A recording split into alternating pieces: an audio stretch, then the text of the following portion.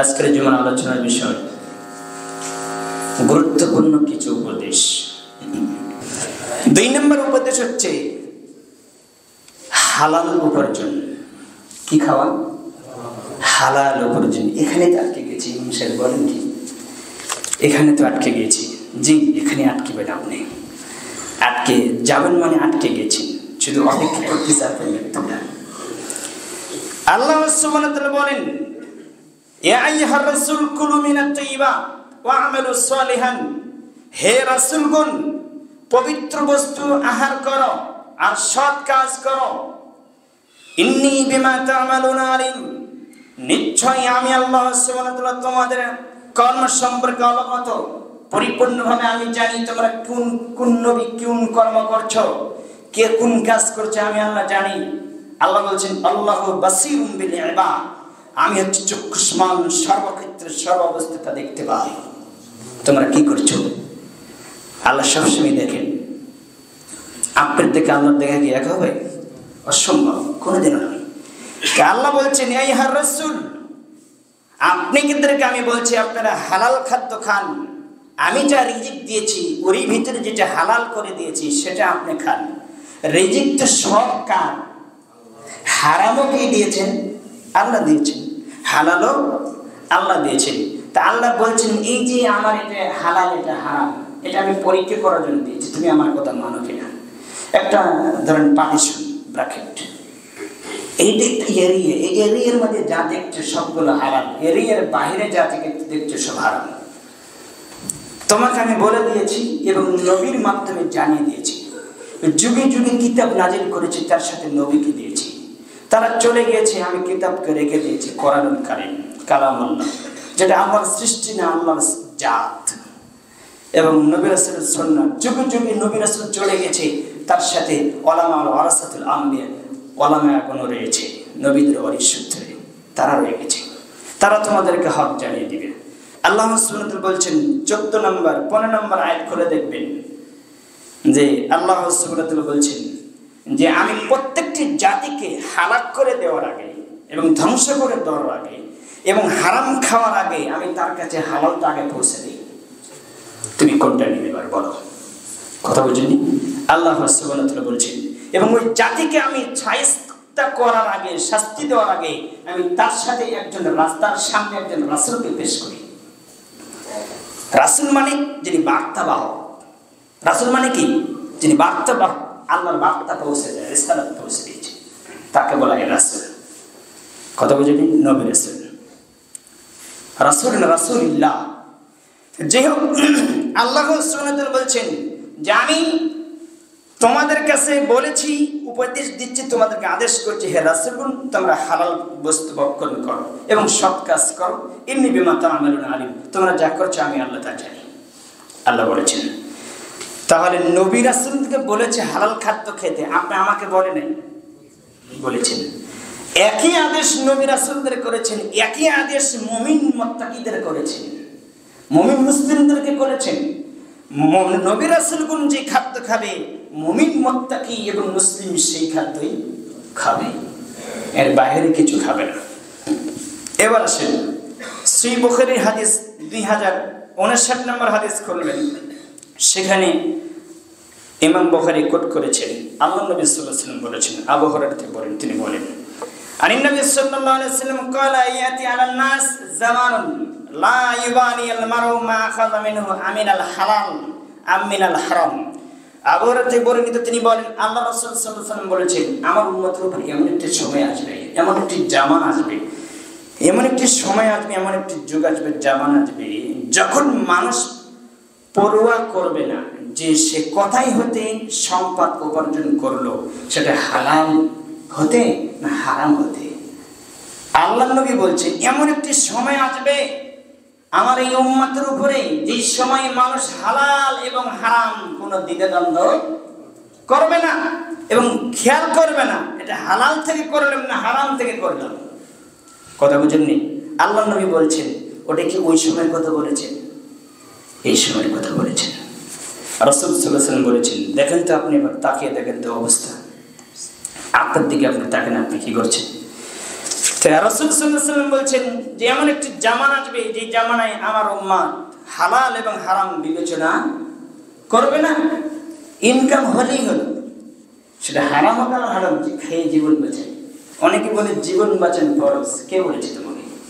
ইমান বাঁচান ফরজ, জীবন বাঁচান ফরজ নয়, ইমান বাঁচান ফরজ। আরেকটি হাদিস নেন, মুসলিম এসেছে। আর আবি হুরায়রা রাদিয়াল্লাহু তাআলা থেকে বলেন, তিনি বলেন قال رسول الله صلى الله عليه وسلم ان الله طيب لا يقبل الا طيبا وان الله امر المؤمنين بما امر به المرسلين। আল্লাহ সুবহানাহু ওয়া তাআলা নবী মুহাম্মদ সাল্লাল্লাহু আলাইহি ওয়াসাল্লাম বলছেন, ইন্নাল্লাহা তাইয়িবান তাইয়িবুন লা ইয়াকবালা ইল্লা তাইয়িবান। নিশ্চয় আল্লাহ সুবহানাহু ওয়া তাআলা পবিত্র, তিনি পবিত্র এবং তিনি পবিত্র বস্তু, পবিত্র জিনিস ছাড়া গ্রহণ করেন না। এই কথা বললেন আল্লাহর নবী। ওয়া আন্নাল্লাহা আমারাল মুমিনিনা বিমা আমারা বিহিল মুরসালিন। রাসূল সাল্লাল্লাহু আলাইহি ওয়াসাল্লাম বলেন, নিশ্চয় আল্লাহ সুবহানাহু ওয়া তাআলা মুমিনদের প্রতি যে আদেশ করেছেন এবং নবী রাসূলদের প্রতি একই আদেশ করেছেন, এই কথা আল্লাহর নবী বলেন। বলে আপনি তারপরে দুটি আয়াত পড়লেন, সূরা মুমিনের 51 নম্বর আয়াত এবং সূরা বাকারার 172 নম্বর আয়াত, দুটি আয়াত পেশ করলেন।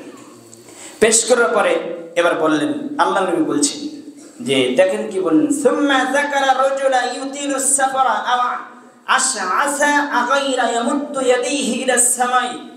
একজন মুসাফিরের কথা উল্লেখ করলেন, মুসাফিরের বিবরণ দিচ্ছেন, শোনো সাহাবাকে বলছেন। অথবা একজন মুসাফিরের কথা, সফরকারী ব্যক্তির কথা বললেন, যে একজন ব্যক্তির বিবরণ দিচ্ছি, তোমরা ভালো করে কান খাড়া করে শোনো। যে ইয়ামুদ্দু ইয়াদাইহি ইলাস সামাই, এই মুসাফির, এই পথচারী ব্যক্তি যিনি মুসাফির অবস্থায় সফরে আছেন, তিনি আকাশের দিকে হাতে ইলাস সামাই, যে ইয়া রব্বি ইয়া রব্বি, আকাশের দিকে দুই হাত তুলে কাতর কণ্ঠে আল্লাহকে ডাকছে। এই মুসাফির উদাহরণ দিয়ে আল্লাহর নবী বলছেন, ওয়া মাতআমুহু হারামুন ওয়া মাশরাবুহু হারামুন ওয়া মালবাসুহু হারামুন ওয়া গুযিয়া বিল হারাম। আল্লাহর নবী বলতেছেন, হে সাহাবারা শুনে রাখো, একজন মুসাফিরের দৃষ্টান্ত তোমাদের সামনে পেশ করছি। তিন ক্যাটাগরির ব্যক্তির দোয়া আল্লাহ ফিরে দেন না। যেই দোয়ার সামনে কোনো পর্দা থাকে না, সরাসরি আল্লাহর কাছে পৌঁছে যায়। এক, যে মুসাফির, যে সফর অবস্থায় থাকে, আল্লাহর কাছে দোয়া করলে সে দোয়া আল্লাহ ফিরে দেয় না। দুই, মাজলুম, যে ব্যক্তি মাজলুম, যার বিরুদ্ধে দিন রাত জুলুম করা হয়। মাজলুম মানে সে কিছু করার সুযোগ রাখে না, কিছু করতে পারে না, তার কিছু নেই, সে মাজলুম। অথচ আমরা দিন রাত সে মাজলুমের উপরে কি করি? জুলুম করি। তিন, পিতামাতা, পিতামাতার দোয়া আল্লাহ ফিরে দেয় না। আরেক হাদিস এসেছে, সেমকারী ব্যক্তির দোয়া আল্লাহ ফিরে দেয় না। ওর সামনে বলবে ইনশাআল্লাহ। তা যে রাসূল সাল্লাল্লাহু আলাইহি ওয়াসাল্লাম বলেছেন মুসাফিরের দোয়া আল্লাহ ফিরে দেয় না, সেই মুসাফির দৃষ্টান্ত আমি পেশ করছি, তোমরা কান খাড়া রাখো। আল্লাহর নবী বললেন, যে ব্যক্তি দূরে দূরান্তর সফর করছে, তার কথা আমি বলছি। মাথার চুলগুলো তার এলোমেলো, শরীরে ধুলায় লাগা আছে, ধুলা মলিন, চুলগুলো এলোমেলো এবং শরীরে মুখে ধুলা লেগে আছে, সফরের ধুলা। আল্লাহর নবী বললেন, এমত এই ব্যক্তির অবস্থা আমি বিবরণ দিচ্ছি, তোমরা শুনে রাখো। ওই ব্যক্তি দুই হাত আকাশের দিকে উঠিয়ে কাতর কণ্ঠে আল্লাহকে বলছে, হে আমার প্রতিপালক, আমি সফর অবস্থায় আমার এই সমস্যার সবগুলো উল্লেখ করেছেন। আল্লাহ তার দোয়া ফিরে দেয় না। তবে শুনে রাখো, ওয়া মাতআমুহু হারামুন ওয়া মাশরাবুহু হারামুন ওয়া মালবাসুহু হারামুন ওয়া গুযিয়া বিল হারাম ফাআন্না ইস্তাজাবু লিযালিকা। আল্লাহর নবী সাল্লাল্লাহু আলাইহি ওয়াসাল্লাম বললেন, দেখো, কিন্তু তার খাবার ছিল হারাম, ওই সফরকারী ব্যক্তির তার পানীয় ছিল হারাম, তার পোশাকও ছিল হারাম, তার জীবিকা নির্বাহ ছিল হারাম। বড় তো সাহাবারে, এই ব্যক্তির দোয়া কি করে কবুল হতে পারে? মুসাফির হলেও তার পোশাক পাতি, তার খাদ্য যদি হারাম হয়, তাহলে তার ইবাদত কবুল, তার দোয়া কবুল হবে না, তার কিছুই কবুল হবে না। আপনি কিছুই মনে করেন না, আপনি কিছুই মনে করেন না। সেই হারাম খাদ্য দিন রাত খান আর আল্লাহকে ডাকেন, আর বলছেন আল্লাহ আমার ডাকে সাড়া দেয় না, দিবে কি করে? আপনার মুক্ত পবিত্র। এবার একটা হাদিস নেন, যে আল্লাহ রাসূল সাল্লাল্লাহু আলাইহি ওয়াসাল্লাম বলেছেন, যে হাদিসটি বললেন মুসলিমে পাবেন এবং মিশকাতে পাবেন 2760 নম্বর হাদিস। এখন একটা হাদিস বলছি, মিশকাতে পাবেন 2762 72 নম্বর হাদিস আন জাবির থেকে বর্ণিত, তিনি বলেন قال رسول الله صلى الله عليه وسلم لا يدخل الجنة لحم نبات من الصوت وكل لحم نبات من الصوت كانت النار أولى به। রাসূল সাল্লাল্লাহু আলাইহি ওয়াসাল্লাম বলেছেন, যে ব্যক্তির দেহের বস্তু এবং রক্ত মাংস হারাম উপার্জনে গঠিত হয়েছে তা জান্নাতে প্রবেশ করতে পারবে না, আল্লাহর নবী বলেছেন। এবং হারাম ভক্ষণকারী ব্যক্তির দেহ এবং লালিত পালিত এই ব্যক্তি যে হারাম খাদ্য খেয়ে রক্ত মাংস তার দেহেতে গঠিত হয়েছে, তার দেহ পালিত হয়েছে, আল্লাহর নবী বলছেন এই দেহের জন্য জাহান্নামে উপযোগী। কোথায় যাবে? যাবে কোথায়? হারাম ভক্ষণকারী কোথায় যাবে? আচ্ছা, জান্নাত পবিত্র না অপবিত্র? জান্নাত পবিত্র, কথা বুঝি? তো পবিত্র জায়গায় প্রবেশ করাবে পবিত্র মানুষকে, এটা বুঝেনি? পবিত্র জায়গায় প্রবেশ করাবে কারে? পবিত্র মানুষকে। অপবিত্র মানুষকে জান্নাতে আল্লাহ প্রবেশ করাবে না। এখান থেকে সাবধানে থাকবেন। এই হাদিস একটা প্রমাণ করেছে। আরেকটি হাদিস নেন, আবু বকর থেকে বর্ণিত, তিনি বলেন আন্না রাসূলুল্লাহ সাল্লাল্লাহু আলাইহি ওয়াসাল্লাম قال لا يدخل الجنة جسد غذي بالحرام। আবু বকর রাদিয়াল্লাহু তাআলা থেকে বর্ণিত, তিনি বলেন রাসূল সাল্লাল্লাহু আলাইহি ওয়াসাল্লাম বলেছেন, যে দেহ হারাম খাদ্য দিয়ে প্রতিপালিত হয়েছে সে দেহে জান্নাতে প্রবেশ করবে না। লা ইয়াদখুলুল জান্নাতা জাসাদুন গুযিয়া বিল হারাম, যে দেহ হারাম রয়েছে, যে দেহ হারাম ভক্ষণ করেছে সেই দেহ জান্নাতে প্রবেশ করবে না, সে শরীরে জান্নাতে যাবে না। আপনি দেখতে পাবেন হারাম ভক্ষণকারীর চেহারা কালে কেমন দেখতে পাবেন, বিচক্ষণ ভয়ানক চেহারা হবে। আপনি দেখতে পাবেন সেদিন হারাম ভক্ষণকারী যে পরিমাণ তাপমাত্রার হারাম খেয়েছে সেই পরিমাণ তার চেহারা হবে, তার গঠন হবে, আপনি দেখতে পাবেন। আর আরেকটি জিনিস আপনি দেখতে পাবেন, এখানে আমি বলে নিচ্ছি, সেটা হচ্ছে শীতের টাইমে কিছু কিছু খেলা বের হয় না? এই জিনিসটা আমার মাথায় এখন কাজ করে, যে মান্নাই বেতার বেশি, যে দাবা, ক্যারামবোর্ড, লুডু, ছক্কা, তারপরে আপনার ভলিবল, ক্রিকেট, তারপরে আরও যে আছে না র্যাকেট, যেগুলো আছে। অর্থাৎ আচ্ছা, মুসলমানের জন্য সময় অপচয় করা হালাল না হারাম? হারাম। শরীর চর্চার জন্য আপনার শরীর বেড়ে গেছে, শরীর চর্চার জন্য কিছুক্ষণ আপনি ফুটবল খেললেন, তবে হার জিতের সাথে না, চুক্তি করে নয়। কি করে না? চুক্তি করে নয়, টাকা দিয়ে নয়, এমনি শরীর চর্চার জন্য এমনি খেলবেন, এটা আপনার জন্য জায়েজ। কথা বোঝেন? শরীর কমানোর জন্য। কিন্তু আপনি সময়কে অপচয় করবেন, এটা কি হারাম? সময় অপচয়ের জন্য না, আপনার প্রয়োজন না। কথা বোঝেননি? যে এই যে ক্যারাম বোর্ড, তারপরে লুডু, ছক্কা, আরো যেগুলো আছে দাবা, এগুলো টোটালি হারাম। কথা বোঝেন? আল্লাহ রাসূল সাল্লাল্লাহু আলাইহি ওয়াসাল্লাম বলেছেন, যারা লুডুর যে ছক্কার ভিতরে যে লুডু খেলে, যে হাত দিয়ে খেলে, এবং যারা দাবা খেলে, ছক্কা খেলে, আরো যে আপনার কাঁচা গুটি খেলে না, কাল কিয়ামতের দিনে এরা শুয়োরের রক্ত নিয়ে উপস্থিত হবে। শুয়োরের রক্ত এর শরীরে ভরা থাকবে। কিসের রক্ত থাকবে? হাঁটু পর্যন্ত, দুই হাতের পর্যন্ত শুয়োরের রক্ত থাকবে। অপবিত্র অবস্থায় তারা উঠবে। অথচ আপনার কিছু মনে হয় না? আপনার ছেলে খেলে যে, এই জগৎ তুমি কি দেখো, এমনি খেলে দুনিয়াতে এসেছো আর খাবার পায়খানা করবে, এই জন্য এসেছো? তোমার দিন রাত তুমি 5 ওয়াক্ত সালাত ফরজ আদায় করো, সুন্নাত পড়ে করো, তোমার ছেলে কি করে ওটা খবর না আগে পড়ে আইন তোমার উপর। কথা ঠিক কিনা? তুমি বাসায় গিয়েছো, যে দেখছো ছেলে সালাত পড়তে গেছে, স্ত্রীকে জিজ্ঞাসা করছো যে ছেলে কোথায়? স্ত্রী বলছে মসজিদে গিয়েছে। কখন গিয়েছে? সালাত তো 3:30 আসরের সালাত, ও ফিরছে বাসায় মাগরিবের পরে। ছেলে জিজ্ঞাসা করবে, স্ত্রী সুন্নাত পড়ে, আপনি আগে স্ত্রী, আপনি মা সুন্নাত পরে পড়বেন, আগে ছেলে বাসায় গিয়েছে, আপনি জিজ্ঞাসা হবে বল বেড়াতে কই গেছিল এতক্ষণ। সুন্নাত পড়া পরে জিজ্ঞাসা করা ফরজ তোমার ছেলেকে। এই বাকি আধা ঘন্টার সময়, 1 ঘন্টার সময় অপচয় করেছে কোথায়? তুমি জবাব দিয়ে তারপর ঘরে প্রবেশ করবে। এর নাম হচ্ছে মা, এর নাম হচ্ছে বাপ। গরু ছাগলের মতন দিন কাটে রাত কাটে, জান্নাতে যেতে চান নিজে সালাত পড়ে, ছেলে মেয়েকে রাস্তায় ছেড়ে দিয়ে আপনি জান্নাত কিনতে চান? অসম্ভব। আপনার ছেলের জন্য আপনি জাহান্নাম প্রস্তুত রয়েছে, কথা ঠিক কিনা?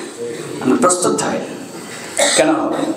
দিন রাত আপনার ছেলে ক্যারাম বোর্ডের ঘরে ক্যারাম বোর্ড খেলছে। মনে রাখো, যারা ক্যারাম বোর্ডের ঘর খুলে রেখেছো, দিয়ে ব্যবসা চালাচ্ছে, টাকা হারাম। এই টাকা যত জায়গায় খাওয়াবে সব টাকা হারাম। তোমার ইবাদত কবুল হবে না, অসম্ভব। তুমি মুসলমানের সময় অপচয় করছো। হিন্দু, খ্রিস্ট, ইহুদি, নাসারা পৃথিবী দখল করে নিয়ে আছে। তুমি তাকিয়ে দেখো, মদ খাই মুসলমানের ছেলে। তুমি তাকিয়ে দেখো, অপবিত্র অবস্থায় চলে মুসলমানের ছেলে, নিষেধের দ্রব্যের সাথে মুসলমানের ছেলে, জেনার সাথে মুসলমানের ছেলে, খেলতামাশের সাথে মুসলমানের ছেলে, সর্বক্ষেত্রে সর্বাবস্থায় অপচয় করছে সময় মুসলমানের ছেলে।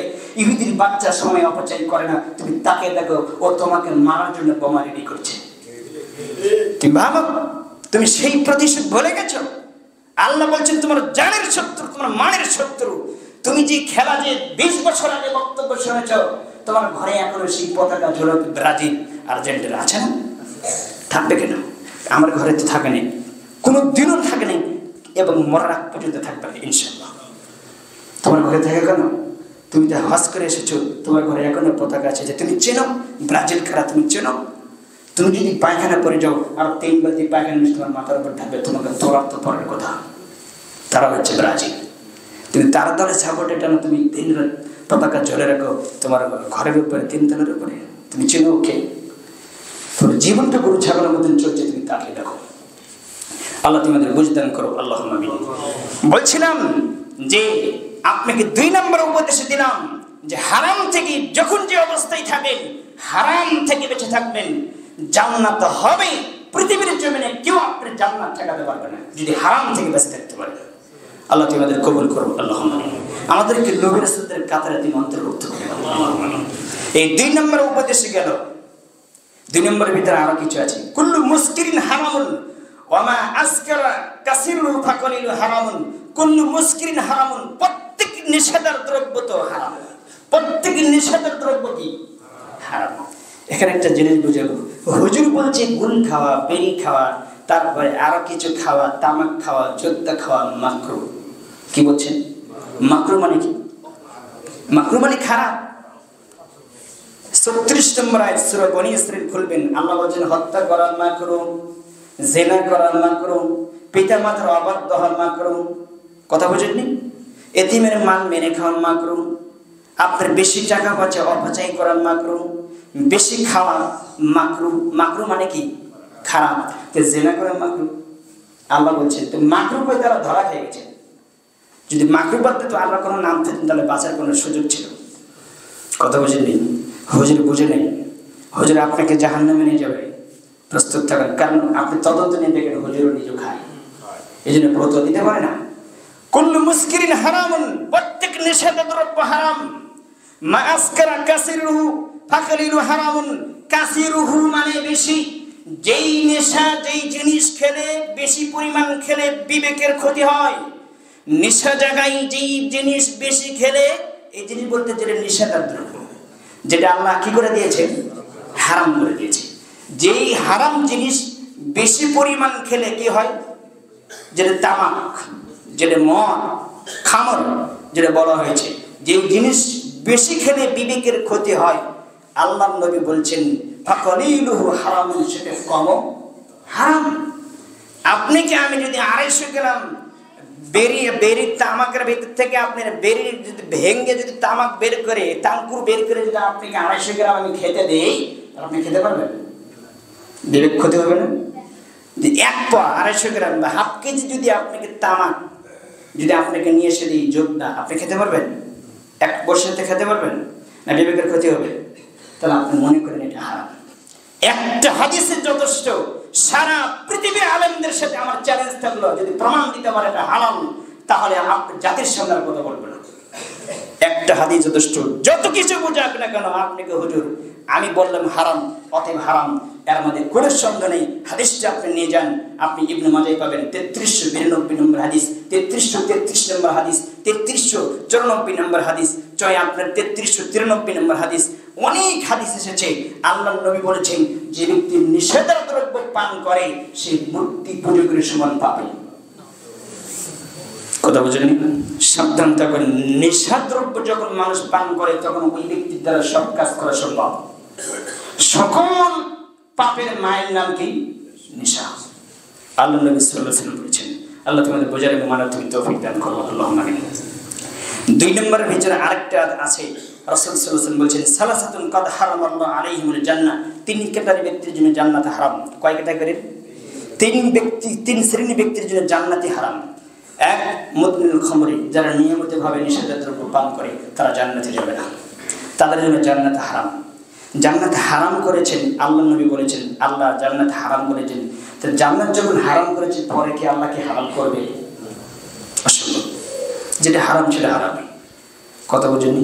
আল্লাহ রাসূল সাল্লাল্লাহু আলাইহি ওয়াসাল্লাম বলছেন সালাসাতুন কাদ হারামাল্লাহু আলাইহিমুল জান্নাহ, নিষেধাদ্রব্য যারা নিয়মিতভাবে বিড়ি, যোদ্ধা, গোল, ফেন্সিডিল এবং যারা মদ, হেরোইন যেগুলো খায় সেগুলো যারা নিয়মিতভাবে পান করে আল্লাহ নবী বলছেন তাদের জন্য জান্নাত হারাম। আমি বলেছি? আমি বলিনি। হাদিস আগে নাম্বারটা বলে দিই আপনাকে, আপনি হাদিস খুলে দেখবেন যে মিশকাতে পাবেন 3655 নম্বর হাদিস, আপনি খুলে দেখবেন। এই হাদিসটি ইবনে মাজাহ পাবেন, বেশ কয়েক জায়গায় এসেছে। রাসূল সাল্লাল্লাহু আলাইহি ওয়াসাল্লাম বলেছেন 2 ওয়াল আকন, পিতামাতার অবাধ্য সন্তানের জন্য জান্নাত হারাম।